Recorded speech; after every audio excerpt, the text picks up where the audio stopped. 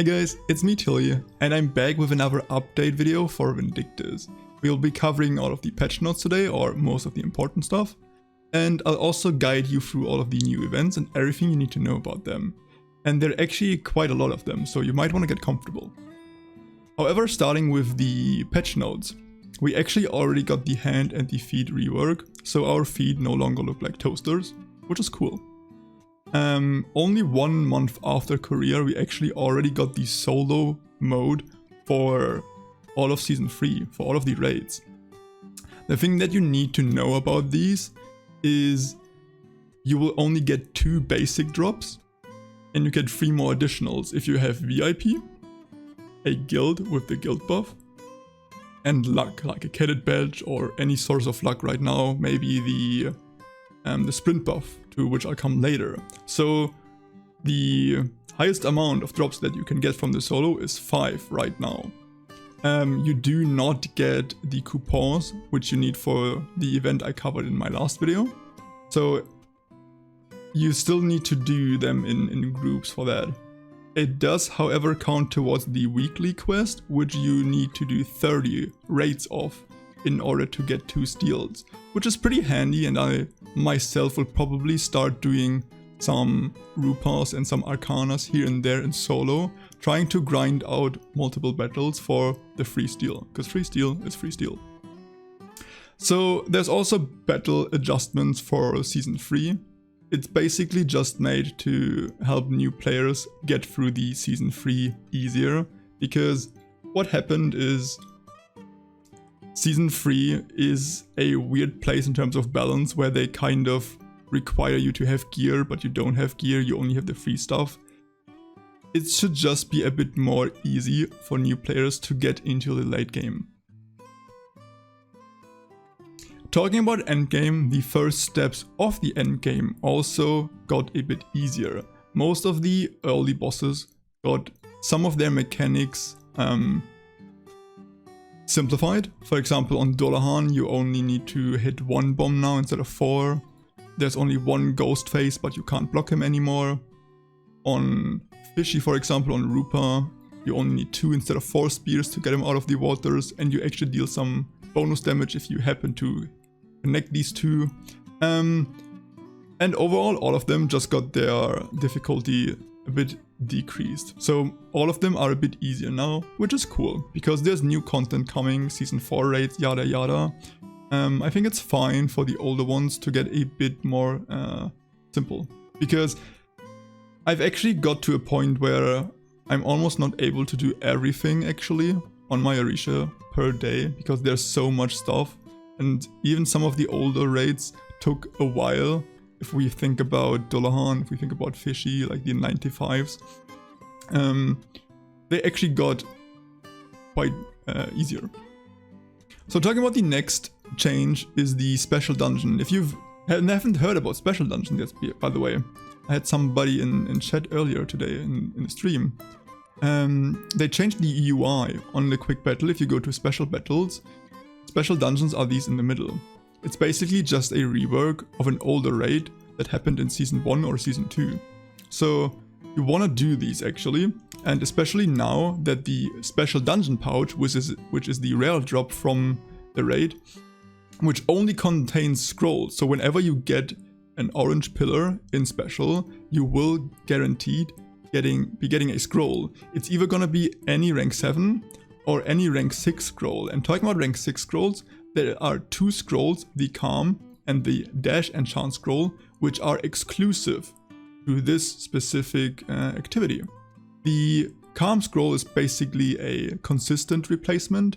It gives you attack speed, balance, and it has a chance of restoring SP for you. This is mostly used for classes like Whip Arisha, maybe Delia, both of the Kais.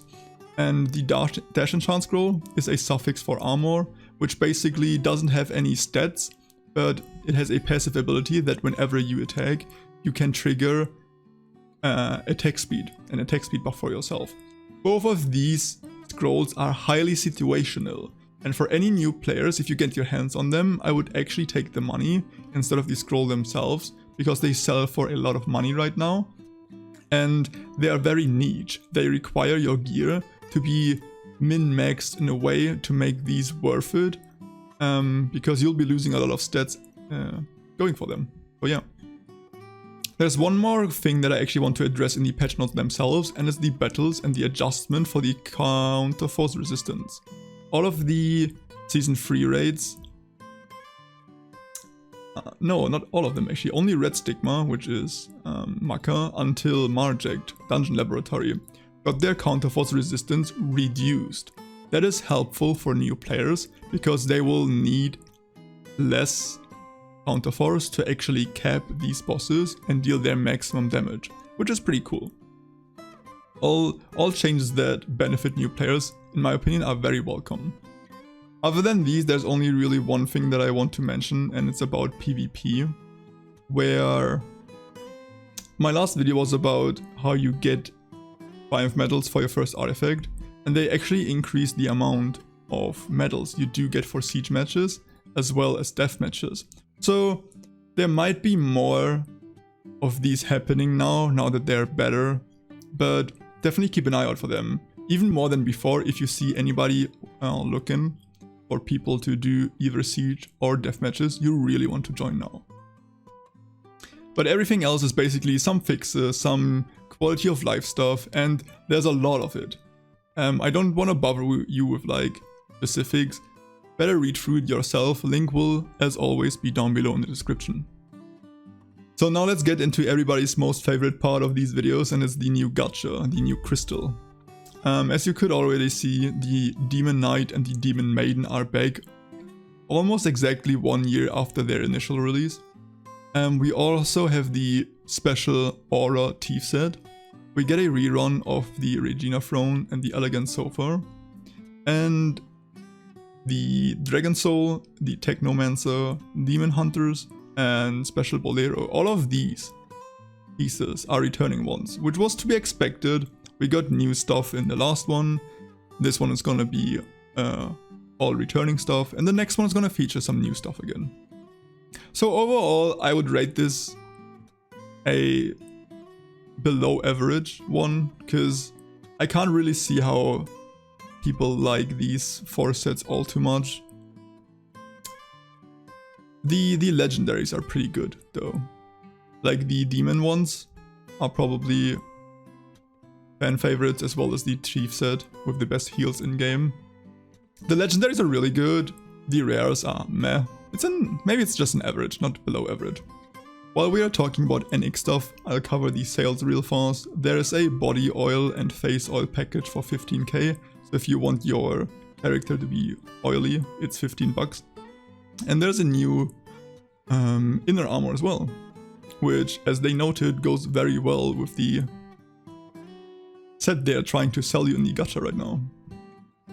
The next event is actually only going on for 3 days, and this is where everybody who has not leveled a proficiency yet wants to get their proficiency leveled.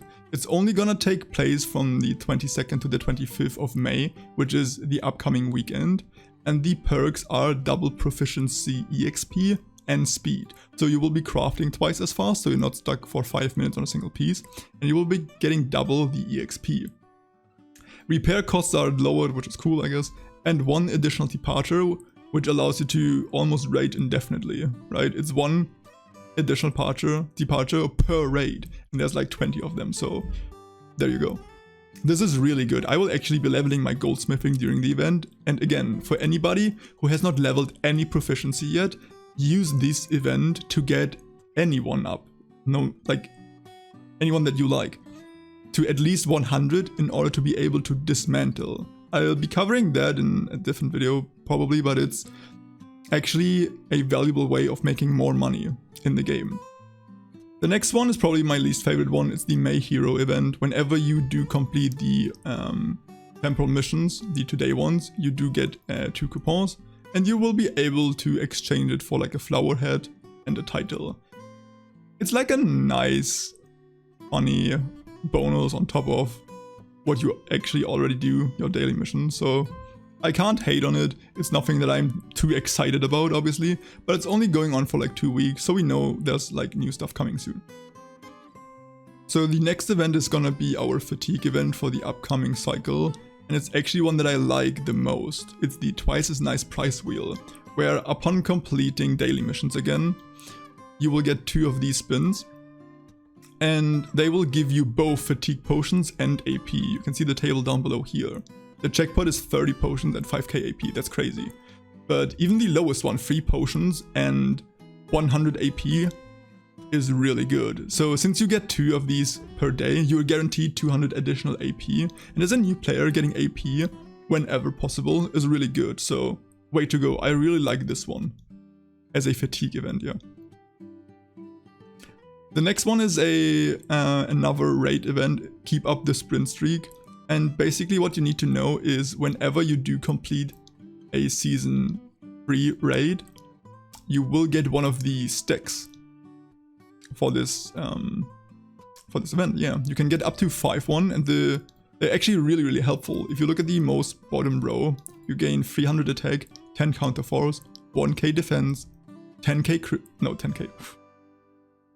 crit resistance, 5 critical and 5 luck. So for veteran players, the 5 luck is really huge. And for anybody else who's still trying to get their requirements for Caesar or any other raid before that, it is really helpful for you as well. I would recommend you to start building up the stacks in like earlier raids that are not as rewarding. So by the time you get to later raids, you have the luck stacked up, you have the stats stacked up to help you participate in these battles. I really like this. Yeah, both for new players and veteran players. Let's talk about the Nighty Night special dungeon event, and that's basically what I'm most excited about because it's the most helpful for me. It's only going on for 2 weeks, sadly. I wouldn't mind having this for like ever, basically. But what you gotta know is for the first 10 times per week that you are doing the Royal Army raid, and the first 10 times per week that you're doing these special dungeons, you will be getting a shining material box. And these shining material boxes will be able to drop you mysterious shards, abyssal shards, which are really good for endgame players if they are trying to get their ALR like me. You can also get Damascus steel, which is helpful to anybody. You can get Paradise Enhancement Stone if you're enhancing, which everybody is doing. You can get all of these materials for synthesizing, which is really huge. You can get AP, which is huge for anybody. You can get like all of these containments. There's not one that I'm like, The one that I'm least excited about are these potions. There are actually superior ones. Fine is a typo right here. But apart from the potions, there's nothing all too bad for new players. And there's actually stuff for endgame players. Overall, you will be able to get 40 of these boxes. So you have 40 chances to get Mysterious and Abyssals. They are bound to your character, so you can't make money off of them as a new player. But again, you'll be able to utilize them yourself, which is cool. Like, we've been getting Abyssal and Mysterious Shard events back to back, and Nexon, if you're listening, if there's a small chance of you actually watching these videos, keep it up. I beg of you. It is really good for the game, and for the health, and for the mental, and for anybody who's actually trying to get Abyssal and Mysteriouses. So yes, please, more of these. The next one, I have like mixed feelings about the Discord event. We've had some of these before, and it's whenever we reach a certain amount of members on the Discord channel or Discord server, we get coupons. And they are based on a first come first served basis, which I don't like kind of, but yeah. And it's 1 day VVIP and a title. People usually don't say no to a title and 1 day VVIP. I think these rewards could have been a bit better. And I kind of hate the hustle about these coupons being first come, first serve. I think the event should be like, it should be running for like however long they're running it. 4 weeks. They should be running it for 4 weeks. They should have these milestones, and according to the milestones, they should then in the end create a code that everybody's able to use for like guaranteed stuff. I think that would be kind of better than what they're doing right now, that whenever they hit a milestone, they send out a message on the Discord. I don't know. It's free stuff, I won't complain. Also, 5 lucky winners will be chosen in the end to get an outfit. an outfit box that you can pick one of these outfits right here. There's also, if you boost the server, you will get, oh no, everybody will actually get that code, yeah. Where it's 5 account shareable fatigue potions, which I think is kind of like almost insulting. I don't know. Like, people are spending actual money on the server and everybody gets 5 fatigue potions. I don't know, I'm not a fan of this, I'm not gonna lie. And the last event I want to talk about is actually a good one again. We've actually had like 2 good ones, 3 good ones. Crazy. It's going on for 4 weeks and it's my puppy poll event. Basically, you will be feeding your puppy. And you will be getting food for your puppy whenever you do battles that are within your level gap. I don't know how to say it. It's plus or minus 5 level of your characters. And it's for the first 40 battles per week. So you can get 40 food per week doing either dungeons or raids.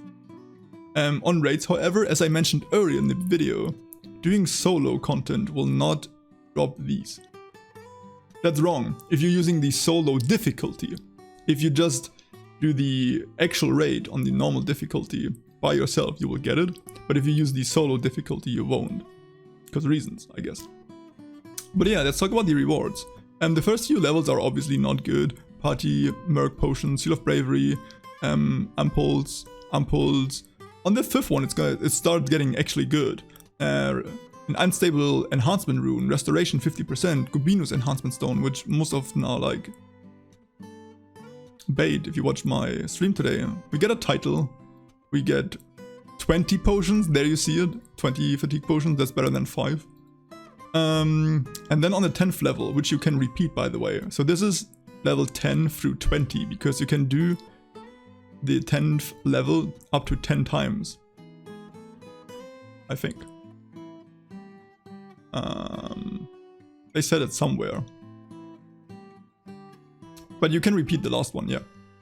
And the last one is actually this one right here, where you can get a plus 11 Flawless Enhancing Stone level 100, which is really good for anybody who's trying to gear up a second character, or even their first one. If you just started playing the game, this one, if you get this, it will guarantee your plus 10 Astera weapon to go plus 11, and that is huge for you.